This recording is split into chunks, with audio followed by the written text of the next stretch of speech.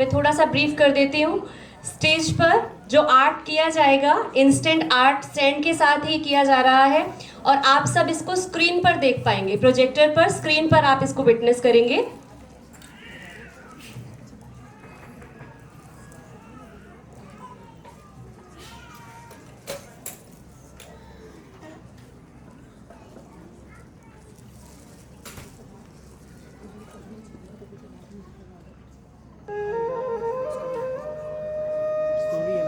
शिक्षा की असली पहचान यदि कहीं से होती है तो वो प्राचीन भारत से होती है।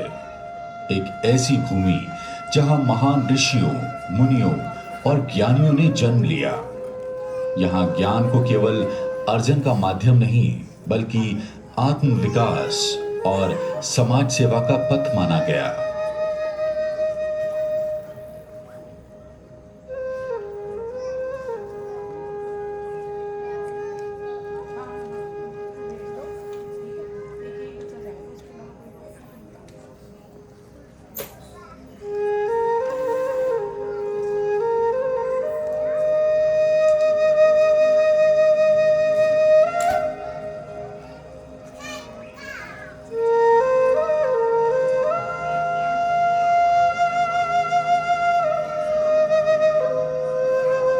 गुरुकुल प्रणाली इसी सोच की उपज थी। शिक्षा का एक दिव्य केंद्र जहां गुरु और शिष्य के बीच आत्मिक संबंध स्थापित होता था। वहां पुस्तकों की सीमाओं से परे जाकर जीवन जीने की कला सिखाई जाती थी। विनम्रता, अनुशासन, सेवा और सत्संग जैसे मूल्यों के माध्यम से ये शिक्षा आत्मा को प्रकाशित करती थी और चरित्र निर्माण को सबसे बड़ा उद्देश्य मानती थी।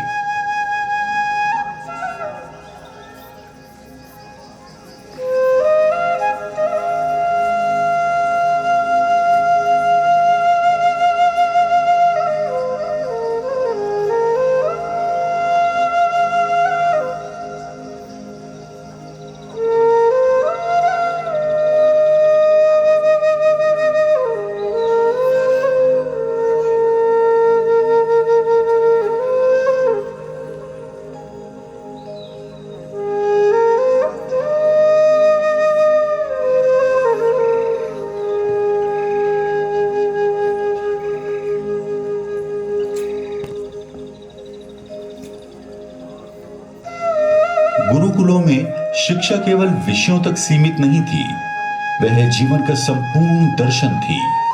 वहां विद्यार्थियों को वेद, शास्त्र, धनुर्विद्या, गणित, आयुर्वेद, संगीत और कृषि जैसे विविध ज्ञानों में निपुण किया जाता था, परंतु उससे भी बढ़कर सिखाई जाती थी सादगी से जीने की कला, विचारों की ऊंचाई और मन की विनम्रता।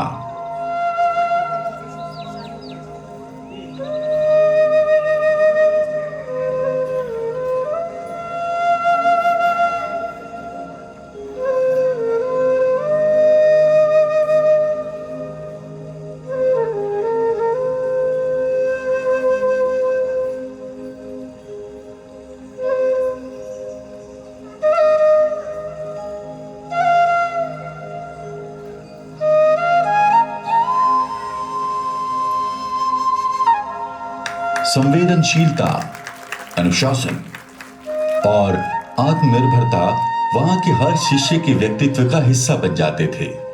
गुरुकुल एक ऐसा स्थान था जहां ज्ञान सिर्फ बुद्धि को नहीं, आत्मा को भी जागृत करता था।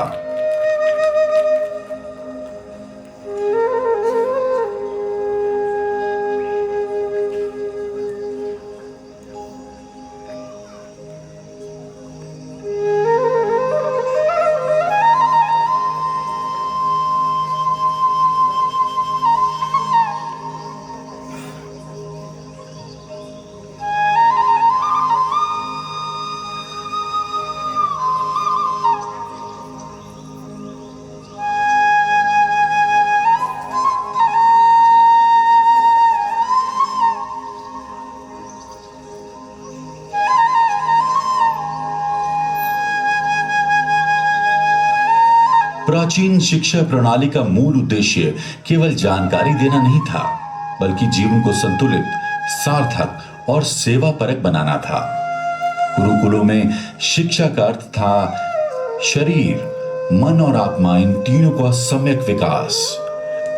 योग और व्यायाम से शरीर को सशक्त बनाया जाता, ध्यान और चिंतन से मन को शांत किया जाता और गुरु के सानिध्य में आत्मा को दिशा दी जाती। ये शिक्षा केवल जीविका चलाने का माध्यम नहीं थी, बल्कि एक ऐसा मार्ग थी जो शिष्य को महान चरित्र, करुणा और समाज सेवा के लिए तैयार करती थी। यहां से निकलने वाला हर विद्यार्थी केवल विद्वान नहीं, एक संस्कारित नागरिक बनकर समाज को प्रकाशित करता।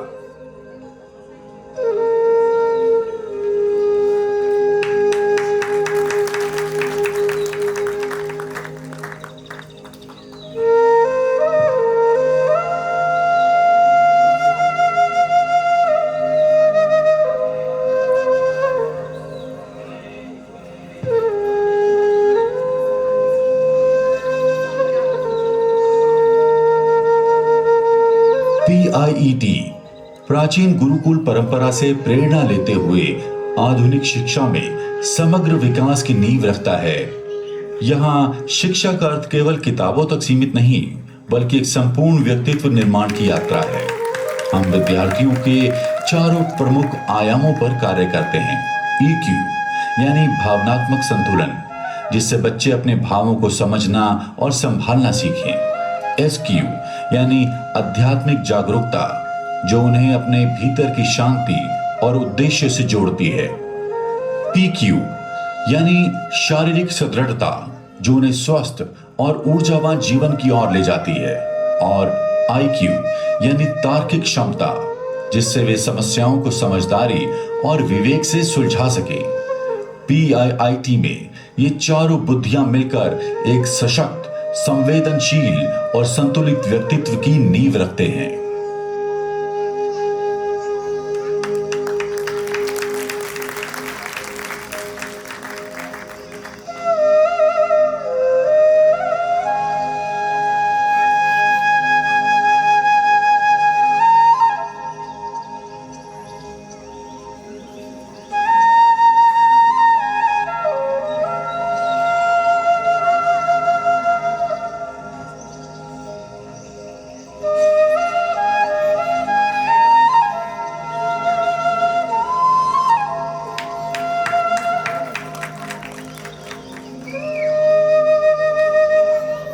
PIET में हम मानते हैं कि एक संपूर्ण व्यक्तित्व केवल अंकों से नहीं, बल्कि कौशल और मूल्यों से संतुलित बनता है। इसी सोच को आगे बढ़ाते हुए हम CBSE द्वारा सुझाए गए 7C फ्रेमवर्क को अपने शैक्षिक दर्शन में आत्मसात करते हैं। ये 7C न केवल सीखने के तरीके हैं, बल्कि जीवन को समझने और जीने के साधन भी हैं। क्रिएटिविटी, रचनात्मकता, हम बच्चों की कल्पनाओं को पंख देते हैं ताकि वे नए विचार गढ़ सकें। क्रिटिकल थिंकिंग से बच्चे केवल उत्तर रटते नहीं, बल्कि प्रश्न पूछते हैं, विश्लेषण करते हैं और समस्याओं का तार्किक समाधान खोजते हैं। कम्युनिकेशन में बच्चों को सिखाया जाता है कि वो अपने विचार और भावनाएं प्रभावशाली तरीके से व्यक्त कर सकें, चाहे वो बोलकर हो या लिखकर। कोलैबोरेशन, सहयोग, टीम वर्क के माध्यम से विद्यार्थी सीखते हैं कि मिलजुल कर कार्य करना कैसे बड़ा परिणाम देता है। सिटीजनशिप, नागरिकता, जिम्मेदारी, हम अपने विद्यार्थियों को न केवल अच्छे छात्र बल्कि अच्छे नागरिक भी बनाते हैं, जो पर्यावरण, समाज और राष्ट्र के प्रति जागरूक, उत्तरदायी और संवेदनशील हो। कैरेक्टर, नैतिक मूल्यों, सहानुभूति, सत्यनिष्ठा और आत्म संयम को हर दिन की शिक्षा में बुना जाता है। PIET में अच्छा इंसान बनना सबसे बड़ी उपलब्धि मानी जाती है। कॉम्पिटेंस, निपुणता, हर बच्चा किसी न किसी क्षेत्र में विशेष होता है। हम उनकी आंतरिक क्षमताओं को पहचानते हैं, तराशते हैं और उन्हें आत्मविश्वास से भरते हैं कि वे किसी भी चुनौती का सामना कर सकें।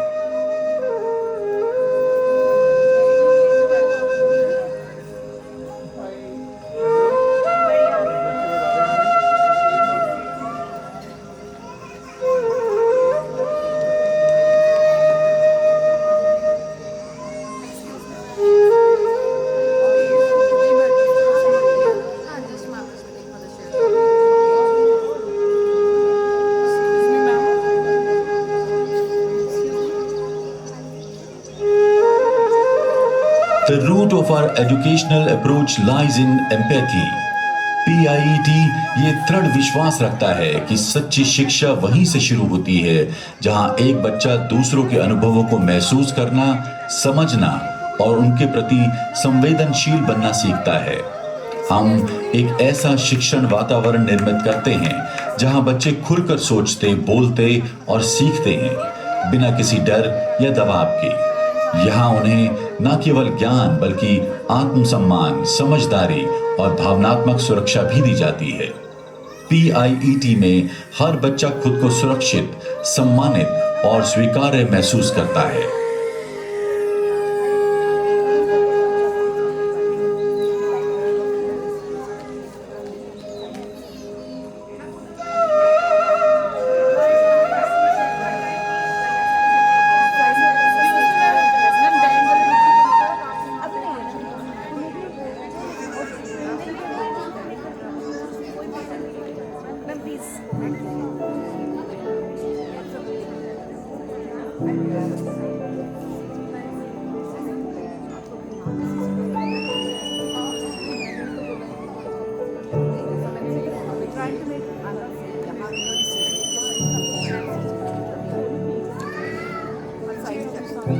PIET में हम ये दृढ़ता से मानते हैं कि संवाद सजा से कहीं अधिक प्रभावशाली होता है। शिक्षा का उद्देश्य केवल डिसिप्लिन थोपना नहीं, बल्कि बच्चों को समझना, उन्हें सुनना और उनके भीतर की सेल्फ अवेयरनेस एवं सेल्फ रेगुलेशन को विकसित करना है। हमारे यहाँ डर का माहौल नहीं होता, न डांटने का भय, न सजा का दबाव, बल्कि हर बच्चे को एम्पैथी, मार्गदर्शन और समझ के साथ सेंसिटिविटी की भाषा सिखाई जाती है। यही वो नींव है जिस पर आत्मविश्वासी, भावनाशील और उत्तरदायी नागरिकों का निर्माण होता है।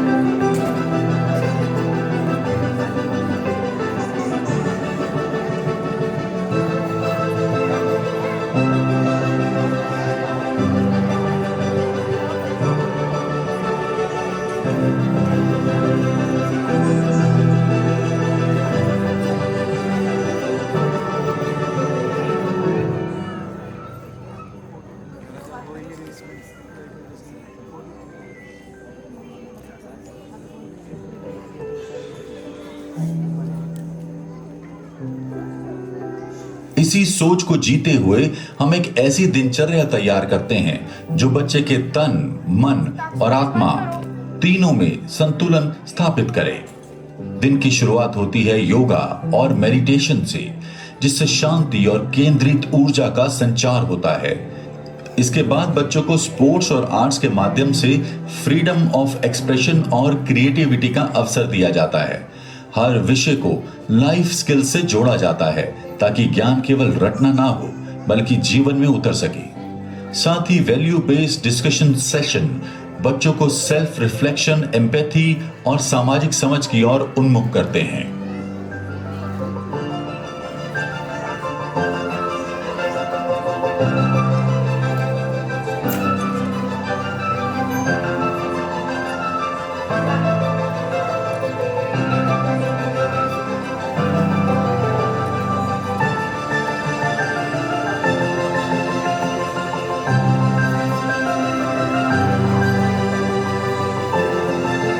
हम मानते हैं कि बच्चों की शिक्षा केवल स्कूल की यात्रा नहीं बल्कि एक फैमिली शेयर्ड जर्नी है। PIET में हम पेरेंट्स को हर कदम पर शामिल करते हैं। संवाद, कार्यशालाएं और पारदर्शिता हमारे शिक्षण का आधार है। साथ ही हम बच्चों को ओनली फॉलोअर्स नहीं बल्कि भविष्य के लीडर्स बनाते हैं। ये लीडर्स ऐसे होंगे जो एम्पैथी, डिसीजन मेकिंग कैपेबिलिटी और रिस्पॉन्सिबिलिटी टुवर्ड सोसाइटी के साथ आगे बढ़ेंगे।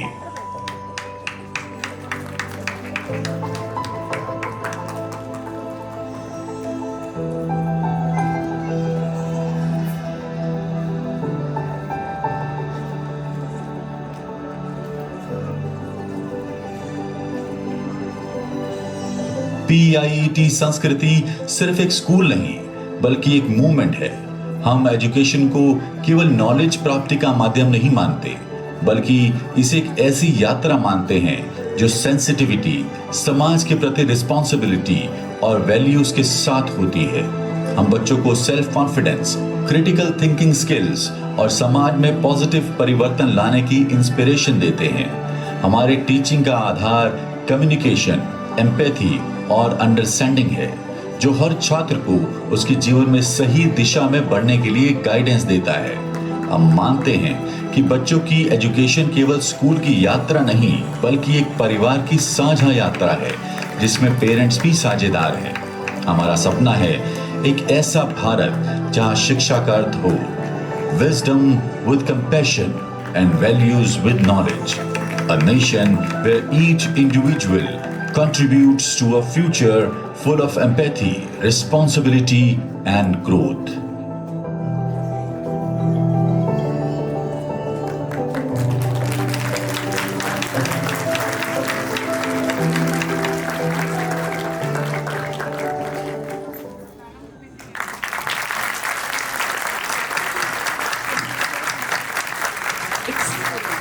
स्टैंडिंग ओवेशन बनता है। That was really commendable। बहुत कुछ आज के पूरे शो का एक तरह से समरी उन्होंने बता दिया, आपको बता दिया that what we are going to do today। जोरदार तालियां।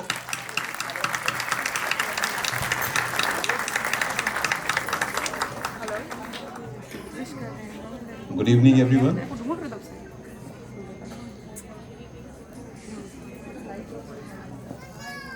शायद जो हम हमेशा से एक संवाद करना चाहते हैं सब पेरेंट्स के साथ में, हम काफ़ी सालों से इस चीज़ के बारे में चर्चा कर रहे हैं कि एजुकेशन 4.0, तो कितने लोग समझ पाते हैं, कितने लोग नहीं समझ पाते। स्कूल्स के पास भी बहुत एक लिमिटेशन होती है कि कब आपसे इंटरेक्ट कर सके। Not many schools do the culture programmes और इस तरीके से क्लास शोज भी करते हैं, पर लेकिन वो क्या मैसेज देना चाहते हैं, क्या कम्युनिकेशन करना चाहते हैं, that also depends. Because this was a problem जो हम लोगों तक पहुंचाना चाहते थे कि यस, पहले तो इंडिया के पास ये सारी चीज़ें थी बट हम भूल चुके थे। आज हम बात करते हैं एजुकेशन 4.0 की, और जो ये सैंड आर्टिस्ट ने बताया, ये जो स्टोरी टेलिंग हुई उसके अंदर, ये हमारी एक जर्नी को रिफ्लेक्ट भी करता है कि किस तरीके से पाइट कंसेप्चुलाइज करता है about education, about nation building, about character building. अभी एजुकेशन 4.0 में character building central focal point नहीं है। अभी एजुकेशन 4.0 इंडस्ट्री 4.0 का एक आंसर है जिसके अंदर हम लाइवलीहुड कैसे अपनी सुरक्षित कर सकते हैं उसके बारे में, दैट इज एन आंसर। पर हमारे पास जो गुरुकुल में, as it is rightly depicted in this जो सैंड फॉर्म के अंदर आपने देखा है ये सब चीज़, तो जो हमारे वैदिक एजुकेशन सिस्टम था, it was having everything in it. जो हम एजुकेशन 5.0 के अंदर आगे जानेंगे, that is yet to come. और इंडिया इस चीज को पहले से ही प्रीच करता आया है, तभी उसको विश्व गुरु भी कहा गया है। Now it has to regain its position again. और सबसे ज्यादा यहाँ पे पॉसिबिलिटी बनती तभी है because we are having the traces of it left in us. आज भी बहुत से लोग, आप जानते हैं कि योगा क्या है। वेस्टर्न कंट्रीज योगा के बारे में बहुत कुछ नहीं जानती थी। आपके माइंड और बॉडी का जो इक्विलिब्रियम है, उससे आपकी जो हीलिंग होती है, right, it is all about that. आपके मेडिसिन के ऊपर भी जो आप देखेंगे, बहुत वर्ल्ड के अच्छे अच्छे इंस्टीट्यूशंस में जो शल्य चिकित्सा होती थी, तो उसके अंदर इंडियन जिन्होंने इसका आविष्कार किया उनकी फोटो लगी होती है, उनका मॉडल लगा होता है। But we people don't know about it. हमने कॉलेज के अंदर भी एक IKS इंडियन नॉलेज सिस्टम, हमने पूरा एक सेंटर यहाँ पे डिज़ाइन किया है। अगर आपके पास टाइम हो, you can also visit that, कि किस तरीके से हमारे पास पहले जो धरोहर हैं उसके अंदर हम क्या टेक्नोलॉजी, चाहे वो आर्किटेक्चर हो, चाहे वो एस्ट्रोनॉमी से रिलेटेड हो या कोई भी कैलकुलेशन से रिलेटेड हो, everything was there. But now for some reasons वो हम भूल चुके हैं। हम अपने आप को प्राउड फील ही नहीं करते हैं कि yes, whatever is given from outside we accept it. तो मैं हमेशा से ये बात करता हूँ कि रॉट लर्निंग, जो अभी इससे पहले बात हुई कि बहुत अच्छा रिजल्ट आया और सब स्कूल्स प्रिंट करते हैं कि हमारा रिजल्ट क्या है, टॉपर्स के बारे में बातचीत होती है, but that is not required now. मैं ये नहीं कहता कि बच्चे ना पढ़ें, बट लेकिन उसका एक बैलेंस होना चाहिए। उससे ज्यादा इंपॉर्टेंट चीजें हैं आपकी लाइफ स्किल्स। जब हम कोई भी इस तरह की कोई नई चीजें करते हैं, हमने अभी हुड्डा स्कूल में मेकर्स लैब इंट्रोड्यूस किया, जिससे आप न्यू टेक्नोलॉजीज के अंदर क्रिएटिविटी और क्रिटिकल थिंकिंग सीख सकते हैं। अभी हमारे समर कैंप होंगे, समर कैंप के अंदर लाइफ स्किल्स भी सिखाई जाएंगी, आपको क्रिएटिविटी सिखाई जाएगी, सस्टेनेबिलिटी के बारे में सिखाया जाएगा, क्योंकि आज आपके पास, बच्चों के पास वो संसाधन नहीं है जो शायद आप लोगों के पास या ग्रैंड पेरेंट्स के पास हुआ करते थे। तो उसको रीबिल्ड करना है, रीजनरेट करना है। That is what the responsibility is. तो जो हमारे पहले से ही वैदिक के अंदर सस्टेनेबिलिटी वाज देयर, हम बहुत ऑर्गेनिक तरीके से जीते थे। नाउ बहुत कुछ मटेरियलिज्म है, मटेरियलिस्टिक है, एवरीथिंग इज कॉस्मेटिक। जब ये सारी चीजें होंगी तो प्रकृति से छेड़छाड़ भी होगी। हम सिर्फ कंज्यूमर हैं, हम नेचर को कंज्यूम करते हैं, हम उसको प्रोटेक्ट नहीं करते। We are not the guardians of the nature, we just consume it because हमें लगता है ये सब फ्रीली अवेलेबल है, और ये फ्रीली अवेलेबल रहेगा। पर आज आप देख रहे हो पानी के ऊपर लड़ाई हो रही है, और फिर हम देखते हैं कि लोग अपने घरों के बाहर गाड़ियां धोते हैं और पानी सड़क पे जाता है। दे आर नॉट वरीड कि ये पानी कहां से आ रहा है। सेंसिटिविटी और जो एम्पैथी है जिसके बारे में हम कह रहे हैं, how we gonna evoke this sensitivity among students, that is the major concern. उसके पहले पेरेंट्स को भी इस चीज के लिए जागरूक होना पड़ेगा। कॉन्शियसनेस कैसे जगाएंगे हम, that is what education 5.0 is. So we want to take आप सब लोगों को इस चीज के लिए, मुझे लगता है पाइट ग्रुप से, इस चीज के लिए आप you should be confident enough कि आपके बच्चे सही हाथों में हैं, बिकॉज दे नो, हम ये लोग जानते हैं कि हमें किस डायरेक्शन में लेके जाना है। सिर्फ कंपटीशन लाइफ में कुछ नहीं करने वाला है, आई टेल यू। ये पुराना दौर है, चला गया है। अभी आपकी जो जॉब्स भी निकलने वाली है, अलग निकलने वाली है। And you can see people like Rajat, जिन्होंने यहाँ पे डेमोन्स्ट्रेट किया, इनके पास क्या है, स्किल है, आर्ट है। तो लोग पूछते हैं कि एआई के ज़माने में क्या सब एआई पढ़ने वाले हैं, रोबोटिक्स ही पढ़ने वाले हैं? नहीं, जिनके पास स्किल्स होंगी, यूनिक स्किल्स होंगी, आर्ट होगी, they gonna do wonders in their career. हमारे वेद, जिसके अंदर हम सारी चीज़ों के बारे में बात करते थे, जिसमें कला को एक पूरा वेद ही कला और संगीत को दिया हुआ। एक Veda talk about medicine, talk about way of life. तो ये कोई वेद आप देखेंगे कि कब कहां से हैं, they are not man made, it is said, they are created by God. पर लेकिन हम एजुकेशन के अंदर वी डोंट नो कि हमारे पास ये चीजें हैं और हमको यूटिलाइज करना है। कितने लोगों ने वेद के बारे में पढ़ा भी है कि वेद होते क्या हैं,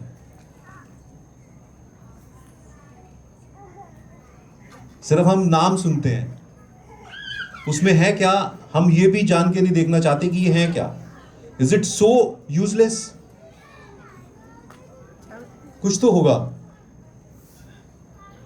तो प्लीज कुछ टेक अवेज लेके जाएं कि हमारे पास जो पुराना वैदिक एजुकेशन सिस्टम था वो क्या था. Google it out. एजुकेशन 5.0 और वैदिक एजुकेशन में कंपैरिजन ड्रॉ करें. आप गूगल पे कर सकते हैं. You will get lot many answers. Then you will see like हमें क्या करना चाहिए. क्या हमें अभी भी मार्क्स के पीछे दौड़ना चाहिए और टीचर से बात करनी चाहिए कि आपने मेरे बच्चे को मैथमेटिक्स में 1 मार्क्स कम क्यों दिया. Is that so relevant and so important? Right, think over it. Right, तो ये ग्रेड्स इतने इंपॉर्टेंट नहीं है. एंड वी नेवर पब्लिश कि पोजीशंस क्या है, हमारे में क्या है. तो पीपल ऑफन से क्या आपके यहां से पोजीशंस नहीं आती हैं? पर आपको फनलिंग कहां पे देखनी है? Where the students participate in the national international events. उसकी क्रिएटिविटी स्किल्स कितनी है, कहां से क्या क्या समझ सकता है, वो क्या समझ रहा है. That is more important. आज उसका कैरेक्टर और कल्चरल एस्पेक्ट्स में उसकी स्टैंडिंग कहां है. राइट, लाइफ स्किल्स उसके पास कितनी है. आज हमारे NFL स्कूल में शायद खाना बनाना भी सिखाते हैं. एंड आई वाज सेइंग कि आज सब लोग चाहते हैं कि मेरा बच्चा ना बाहर पढ़ने जाए. राइट, बाहर पढ़ने जाता है, उसको खाना बनाना नहीं आता है.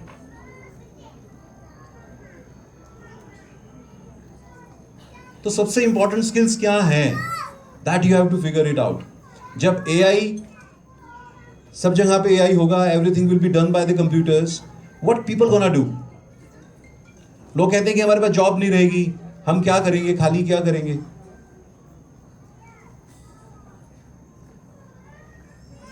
भूखमरी हो जाएगी and all that stuff. Every job will be taken by AI. What the people gonna do.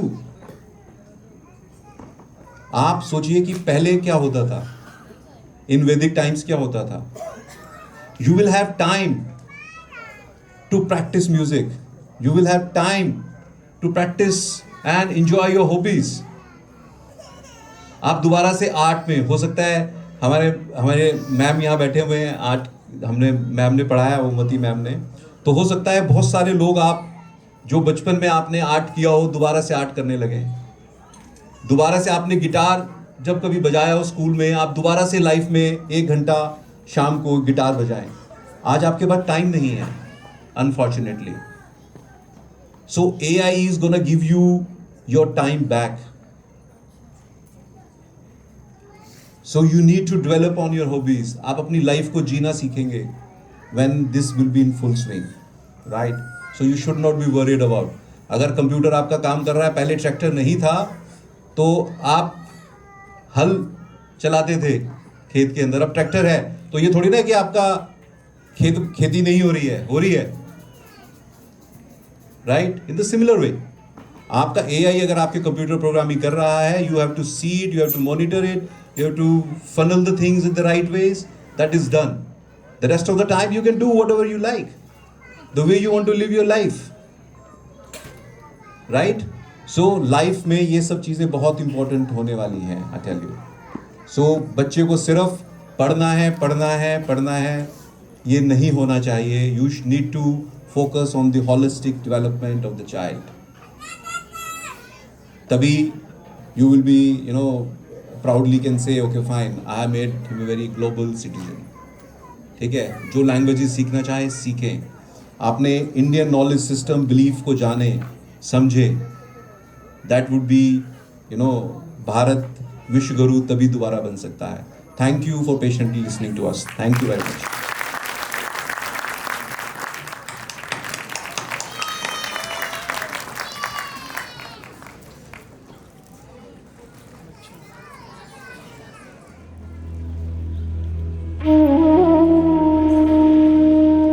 Gurukul से आशय ऐसे विद्यालय हैं जहाँ विद्यार्थी गुरु के परिवार का हिस्सा बनकर शिक्षा ग्रहण करते थे.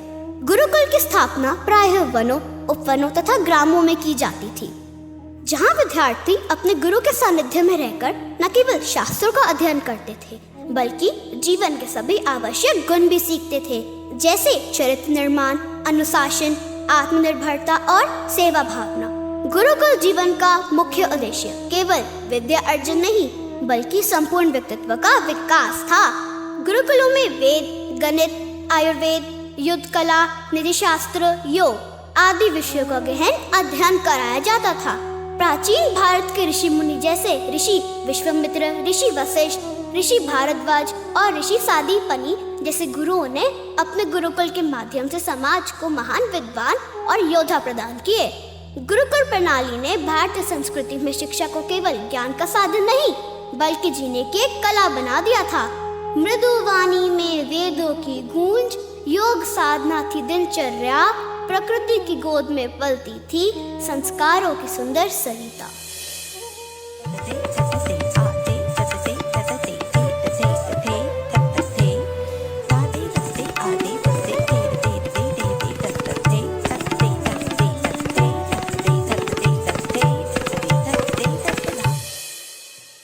गुरुर्ब्रह्मा गुरुर्विष्णु गुरुर्देवो महेश्वरः गुरु साक्षात् परब्रह्म तस्मै श्री गुरवे नमः।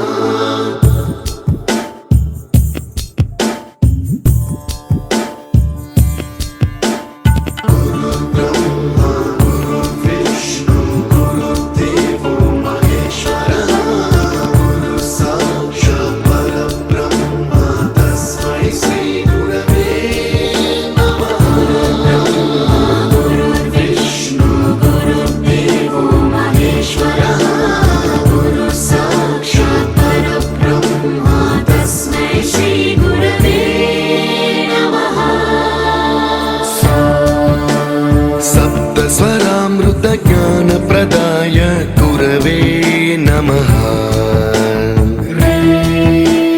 ऋस्वरनन्दितश्रुतितत्त्वाय गुरवे नमः। गमगधीभावरसलसिताय गुरवे नमः। मम विधिं रागनरहरिं तं सद्गुरुं नमः।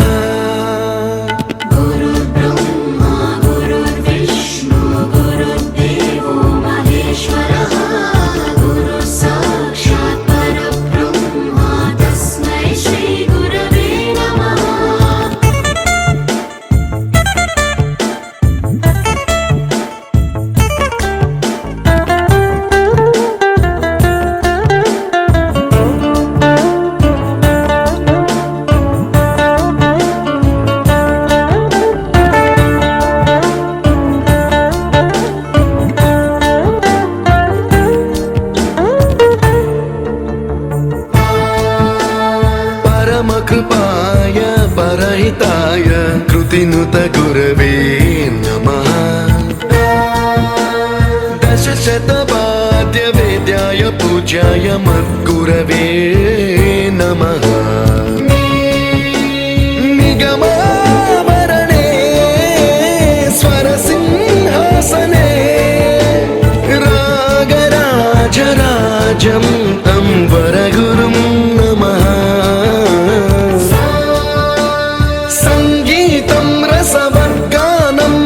संस्कारं सततं देहि अनवरतं मे आशिषं गुरु स्वरदेवि प्रसादं देहि गुरु। गुरुर्ब्रह्मा गुरुर्विष्णु गुरुर्देवो महेश्वरः गुरु साक्षात् परब्रह्म तस्मै श्री गुरवे नमः।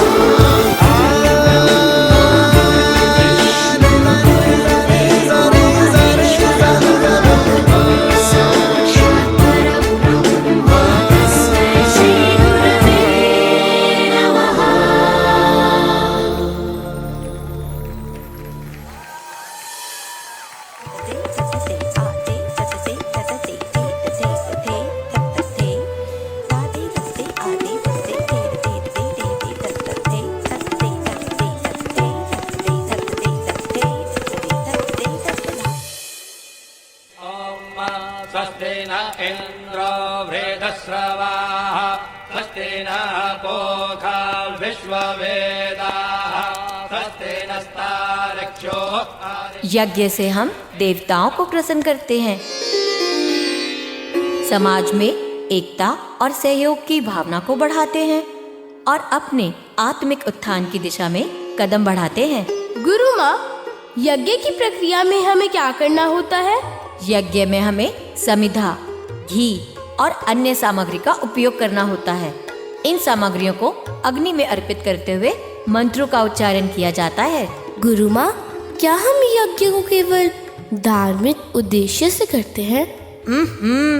बहुत अच्छा प्रश्न किया। यज्ञ केवल पूजा नहीं, एक जीवन शैली है। जब हम आहुति देते हैं तो हम त्याग, सेवा और संतुलन का अभ्यास करते हैं। इस आहुति से ऐसे क्या लाभ हैं?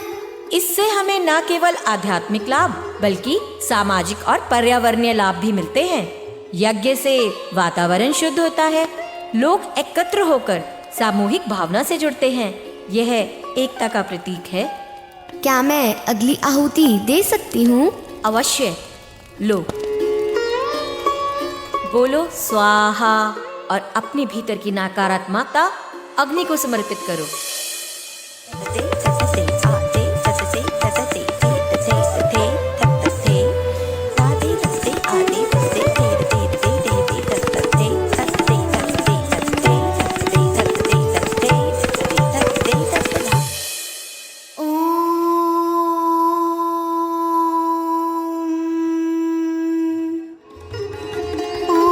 यज्ञ स्वाहा, यज्ञ इष्ट देवता, यज्ञ ब्राह्मण, यज्ञ शांति। अर्थात ओम यज्ञ में स्वाहा, यज्ञ में देवताओं की पूजा, यज्ञ में ब्राह्मणों की सेवा और यज्ञ में शांति की कामना।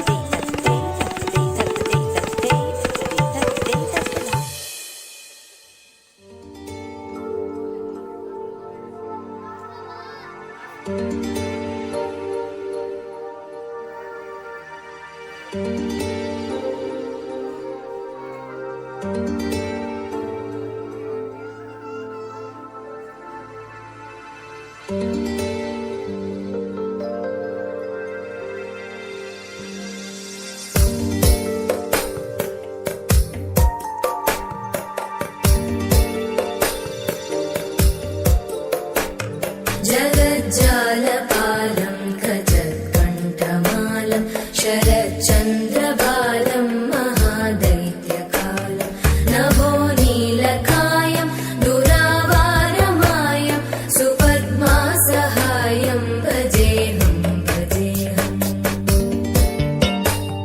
सदाम्बोधिवासं गलत्पुष्पहासं जगत्सन्निवासं शतादित्यभासं गदाचक्रशस्त्रं लसत्पीतवस्त्रं हसच्चारुवक्त्रं भजेऽहं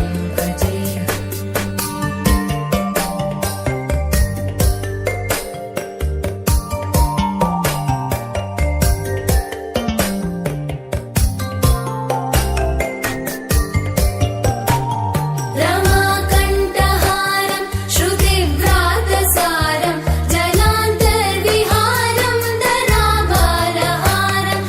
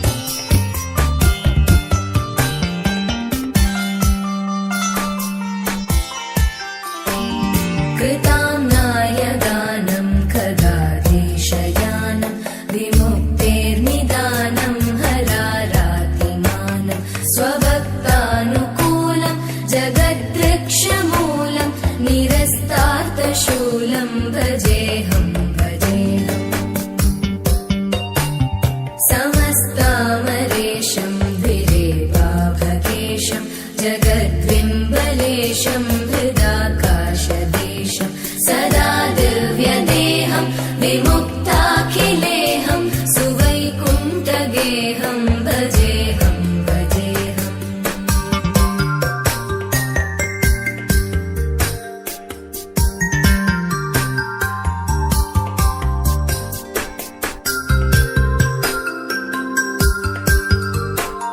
सुरालीबलिष्ठं त्रिलोकीवरिष्ठं गुरूणां गरिष्ठं स्वरूपैकनिष्ठं सदा युद्धधीरं महावीरधीरं भवाम्भोधिधीरं भजेऽहं भजेऽहम् रमावामभागं तलानग्ननागं कृताधीनयागं गतारागरागं मुनीन्द्रैः सुभीतं सुरैः सम्परीतं गुणौघैरतीतं भजेऽहं भजेऽहम्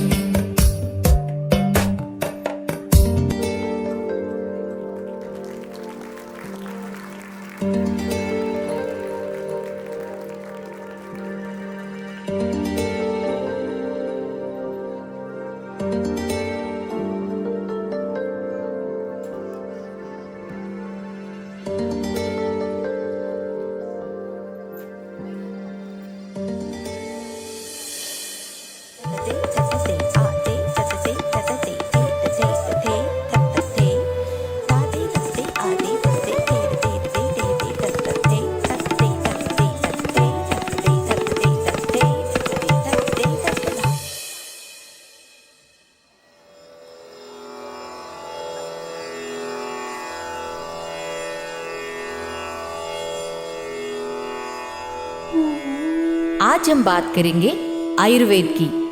यह केवल इलाज नहीं, चिकित्सा नहीं, बल्कि जीवन जीने की एक कला है।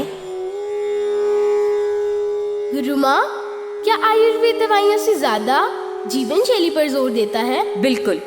दिनचर्या एवं ऋतुचर्या, दिन और ऋतु के अनुसार जीवन शैली आयुर्वेद की नींव है।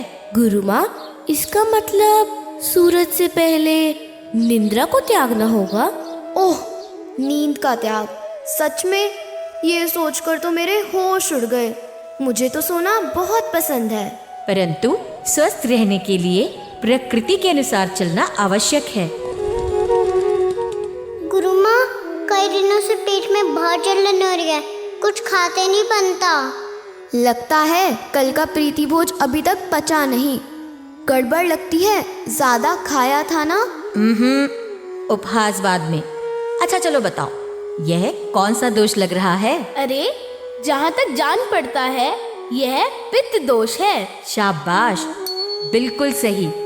शैतान बालिका, अब याद करो और बताओ इलाज। गुरु माँ, उसे शीतल द्रव्य जैसे सौंफ, धनिया का काढ़ा देना चाहिए। तले भुने भोजन से दूर रहना चाहिए। बहुत अच्छे, यही है आयुर्वेद। प्रकृति के पास हर प्रकार की औषधि है। खजाना है खजाना।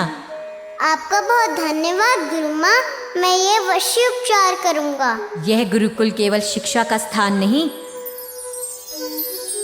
सेवा और संस्कार का केंद्र भी है। गुरुकुल और आयुर्वेद भारत की अमूल्य धरोहर।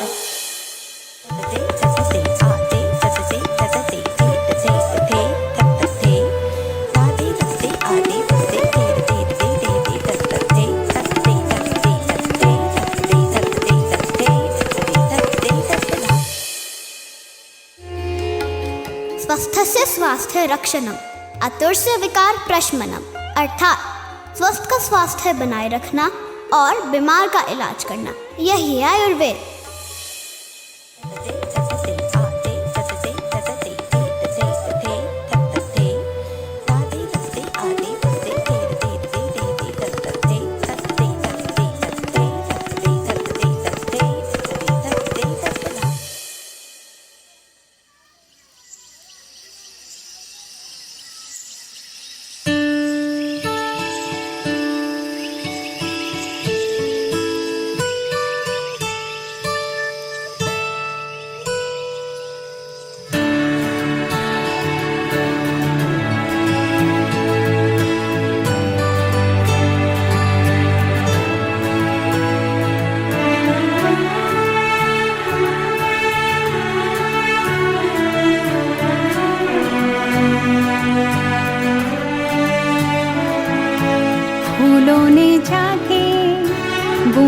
से पूछा, बूंदों ने जाके मिट्टी से पूछा।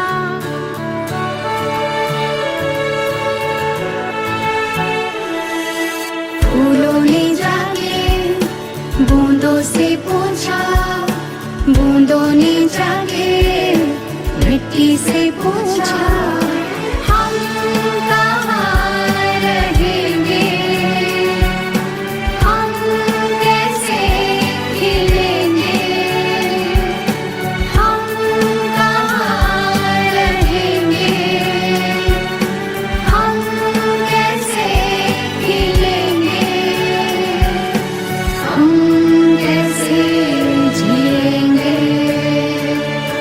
फूलों ने जाके बूंदों से पूछा, बूंदों ने जाके मिट्टी से पूछा।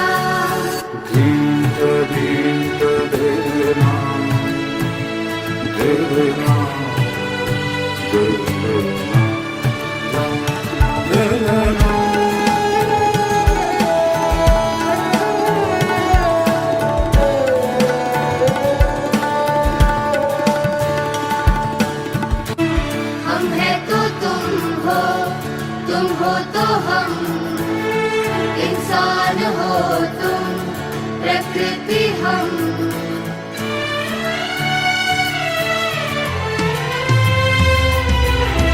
हम है तो तुम हो तो हम, इंसान हो तुम, प्रकृति हम। हमें जीने दो, हमें खिलने दो, हमें पानी दो, हमें रंगने दो। हमें जीने दो, हमें खिलने दो, हमें पानी दो, हमें रंगने दो। दुनिया हमारी रंगों से भर दो, खुशियाँ हमारी हरियाली कर दो। हम यही रहेंगे, हम यही रहेंगे, हम यही रहेंगे, हम यही रहेंगे, हम यही जिएंगे, हम यही जिएंगे, हम यही जिएंगे।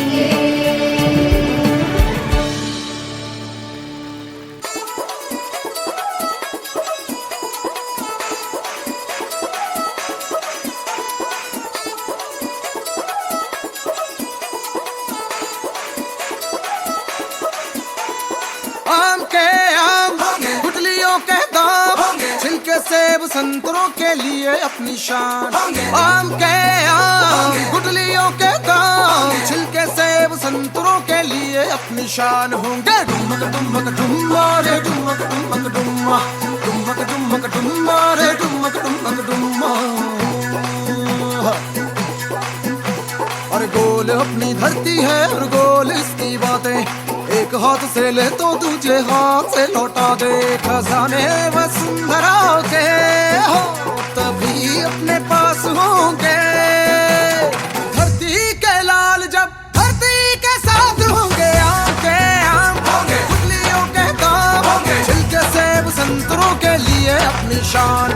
आम के आम, गुठलियों के दाम, छिलके सेब संतरों के लिए अपनी शान होंगे। डुमक डुमक डुम्मा रे डुमक डुमक डुम्मा, डुमक डुमक डुम्मा रे डुमक डुमक डुम्मा।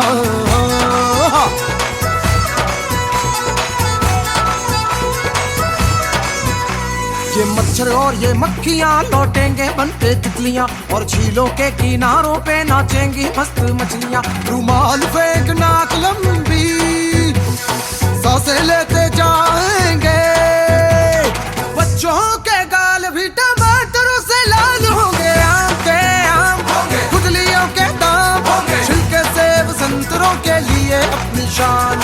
आम के आम, गुठलियों के दाम, छिलके सेब संतरों के लिए अपनी शान होंगे। डुमक डुमक डुम्मा रे डुमक डुमक डुम्मा, डुमक डुमक डुम्मा रे डुमक डुमक डुम्मा।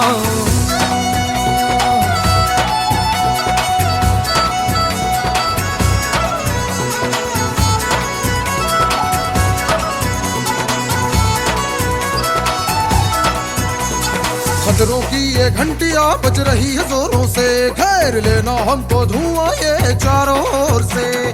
सुन के इन घंटियों को जो होशियार होंगे, अक्ल की किताब में उनके ही नाम होंगे। आम के आम गुठलियों के दाम, छिलके सेब संतरों के लिए अपनी शान। आम के आम गुठलियों के दाम, छिलके सेब संतरों के लिए अपनी शान होंगे। डुमक डुमक डुम्मा रे डुमक डुमक डुम्मा, डुमक डुमक डुम्मा रे डुमक डुमक डुम्मा।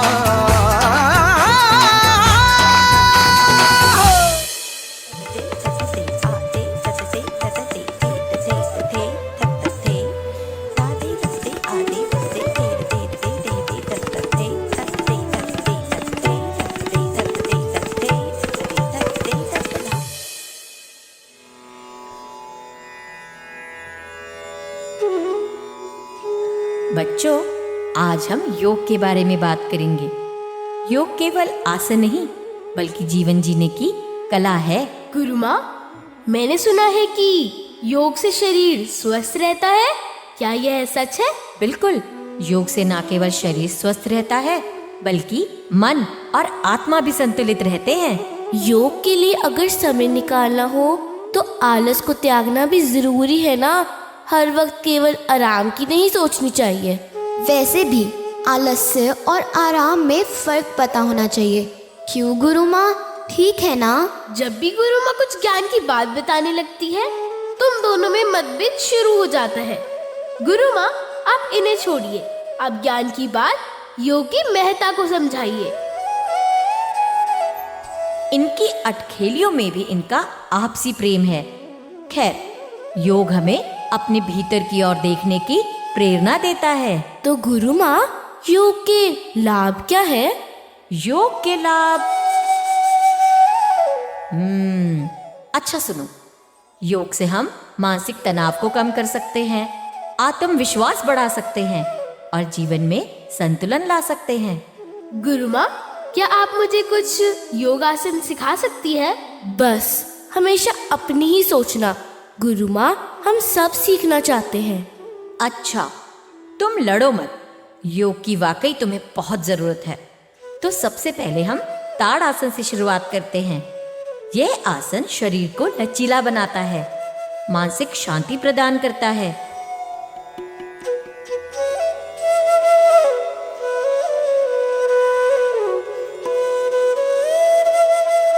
बहुत बढ़िया।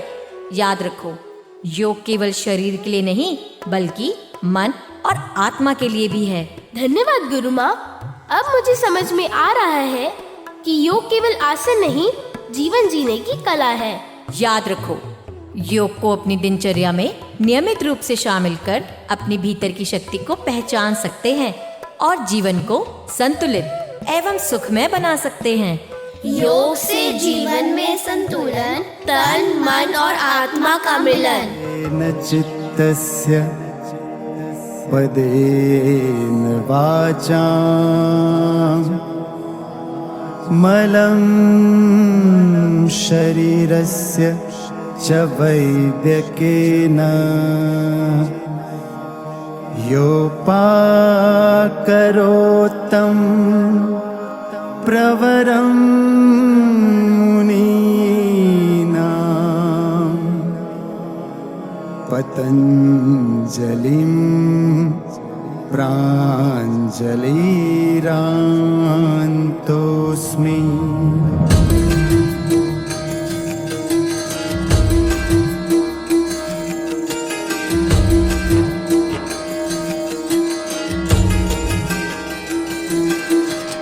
योग में ही भरी शक्ति, योग का धर्म में स्थान है। योग में है भरी शक्ति, योग का धर्म में स्थान है। योग से संस्कृति उज्जवल, वेद में इसका प्रमाण है। योग से देह की शुद्धि है, योग से मन अनुशासित है। योग से आत्मा निर्मल है, योग ही तो सुख कारक है।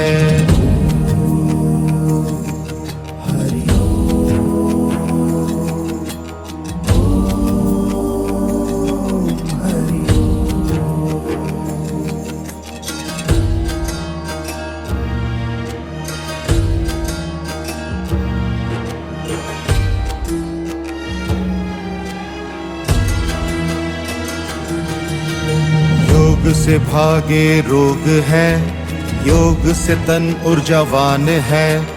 योग ही तो सारी दुनिया को भारत का वरदान है। योग से मन की शांति है, योग में प्रभु का नाम है। योग में ही छिपी मुक्ति, योग भक्ति का मार्ग है।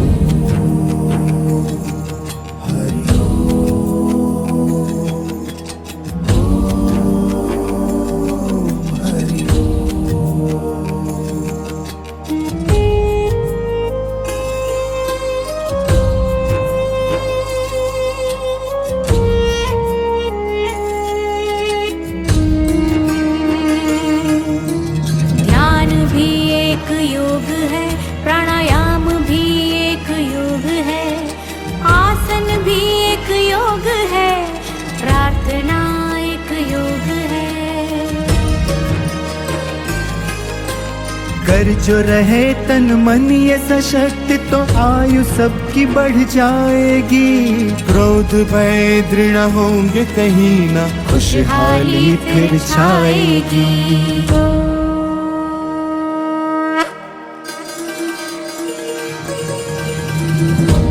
युग ऋषियों की धन्य पताका विश्व भर में लहराएगी। योग जैसी धरोहर अपने देश की शान बढ़ाएगी। देश की शान बढ़ाएगी।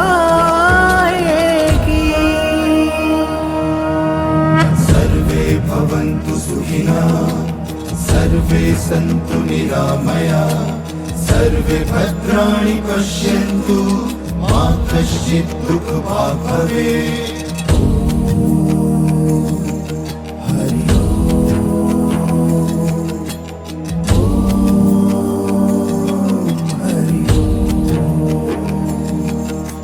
सर्वे भवन्तु सुखिनः, सर्वे सन्तु निरामयाः, सर्वे भद्राणि पश्यन्तु, मा कश्चित् दुःखभाग् भवेत्। ओम शांति शांति शांति।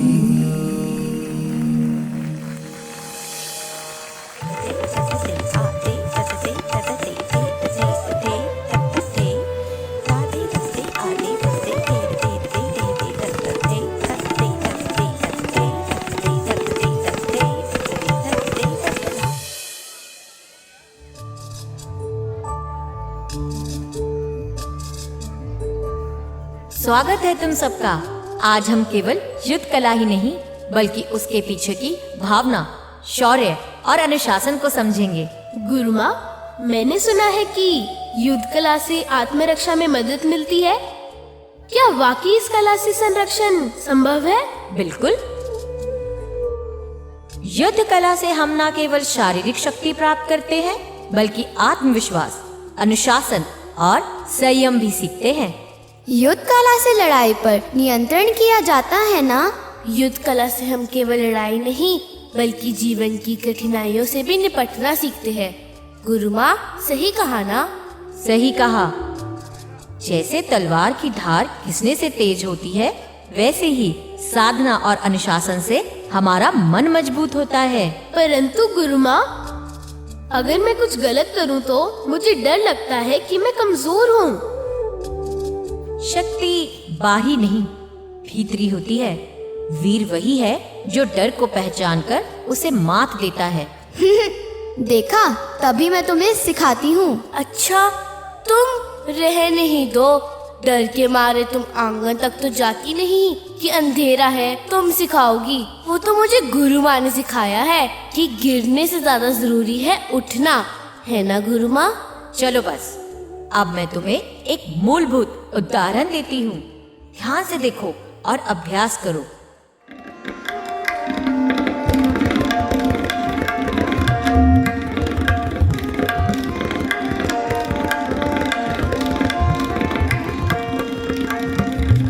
बहुत अच्छे। शुरुआत में अभ्यस्त होना जरूरी नहीं, सच्ची लगन होना जरूरी है। असली युद्ध कला है आत्मबल का निर्माण, और जब आत्मबल और अनुशासन एक साथ हो तब जन्म होता है सच्चे योद्धा का। गुरुकुल में युद्ध कला, शौर्य और अनुशासन की शिक्षा।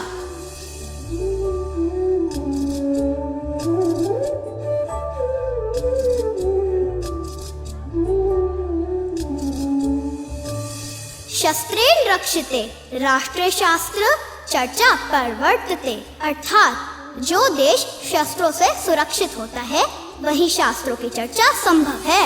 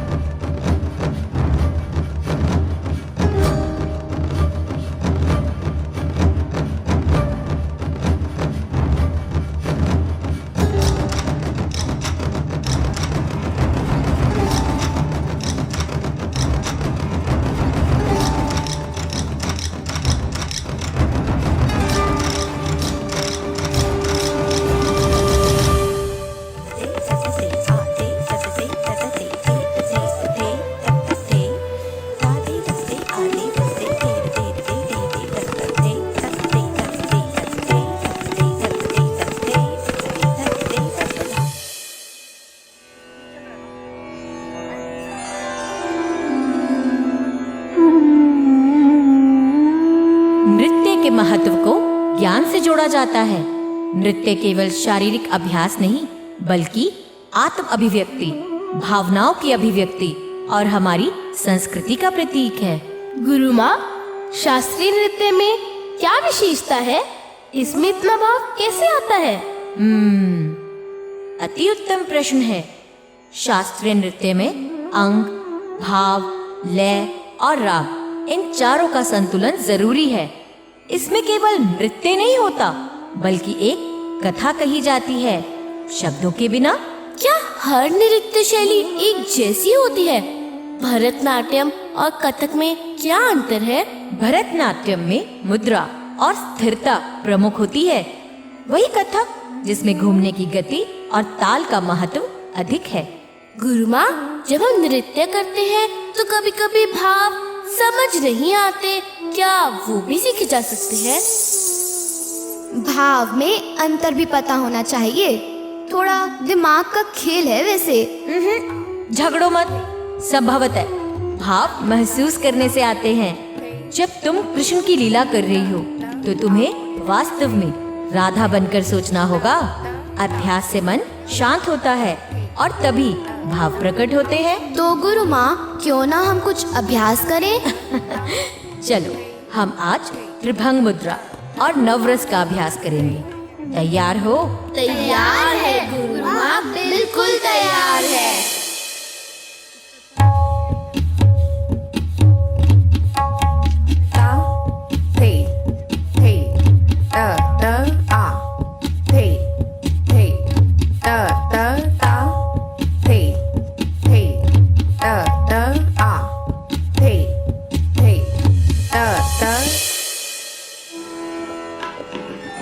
नृत्य आत्मा की आवाज है, केवल सीखा नहीं, इसे जिया जाता है।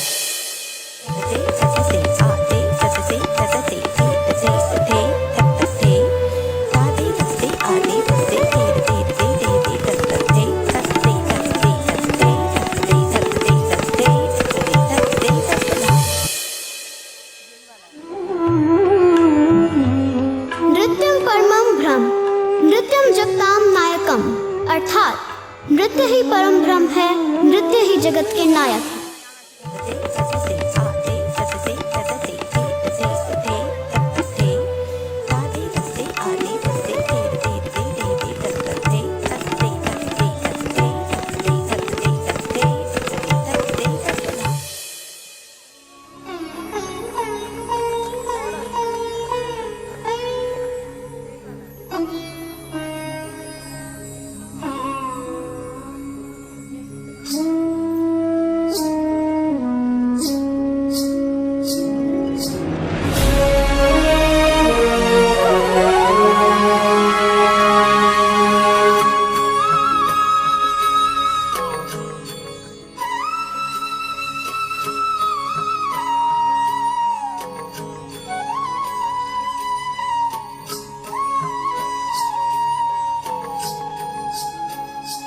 अधरं मधुरं वदनं मधुरं नयनं मधुरं हसितं मधुरम् अधरं मधुरं वदनं मधुरं नयनं मधुरं हसितं मधुरम् हृदयं मधुरं गमनं मधुरं मधुराधिपतिरखिलं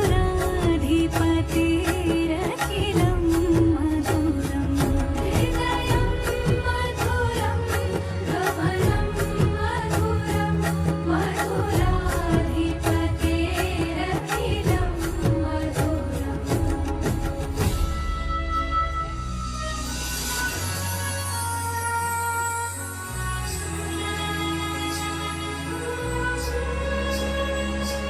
वचनं मधुरं चरितं मधुरं वसनं मधुरं वलितं मधुरं चलितं मधुरं भ्रमितं मधुरं मधुराधिपतेरखिलं मधुरम्।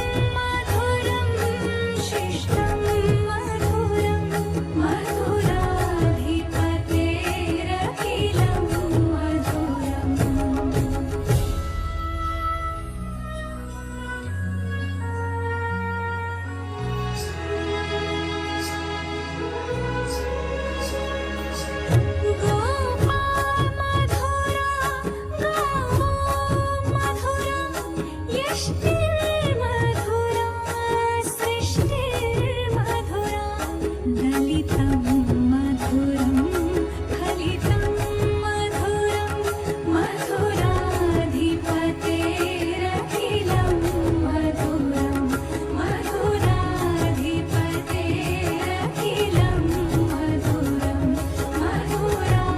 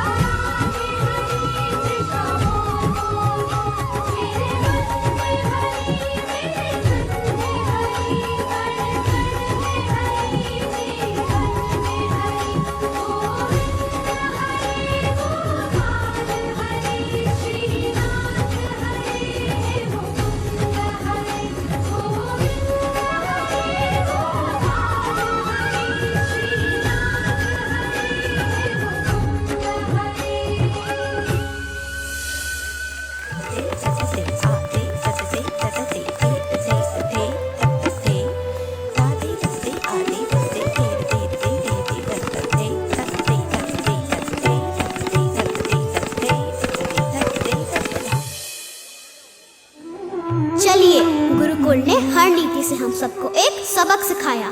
पर आइए जानते हैं कि पाइट ने गुरुकुल की रीतियों को कैसे अपनाया।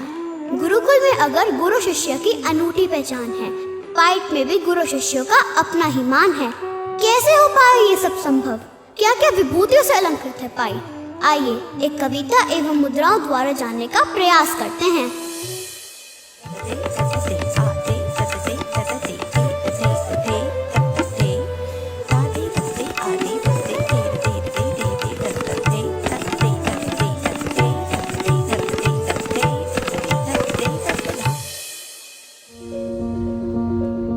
धैर्य हमारा ढाल बने, साहस हो तलवार। गुरुकुल में सीखते हम जीवन का असली सार। जले अग्नि जब यज्ञ वेदी में, जगे चेतना हर हृदय में।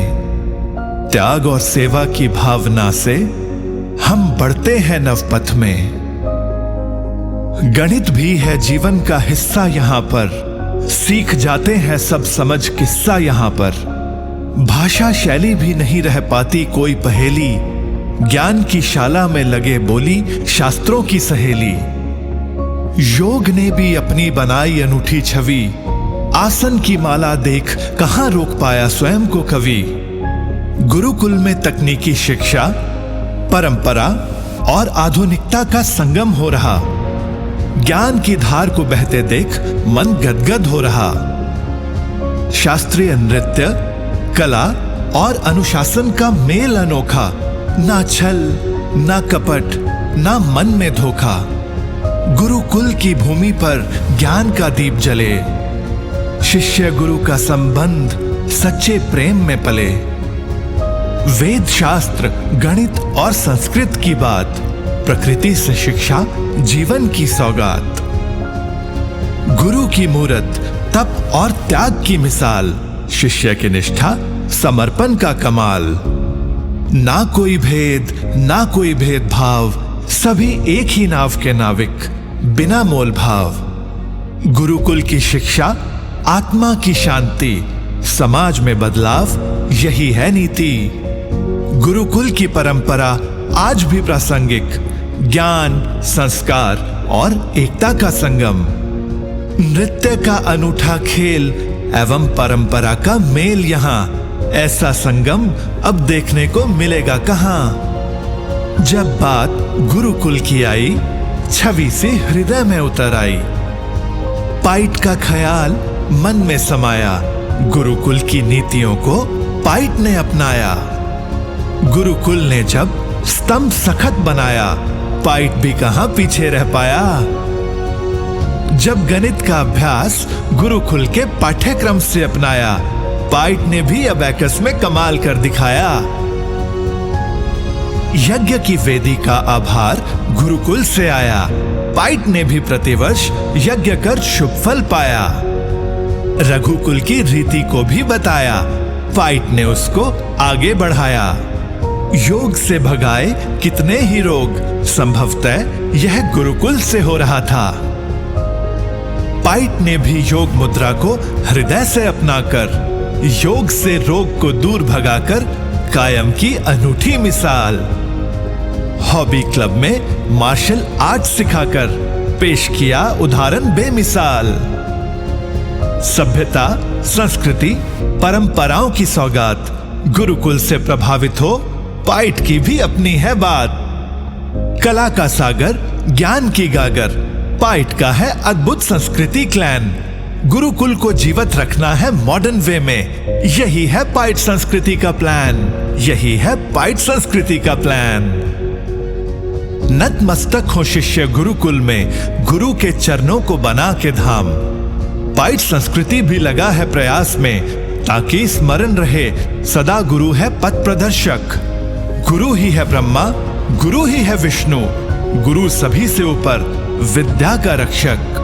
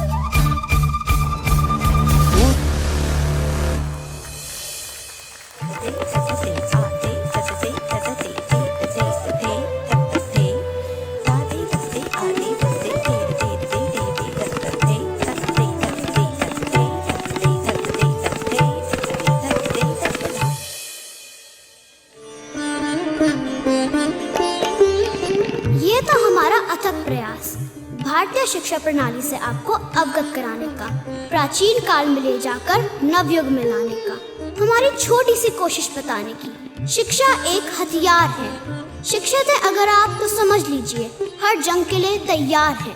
नहीं चाहिए कोई युद्ध सामग्री, एक कलम काफी है जिसकी तलवार से भी तेज धार है।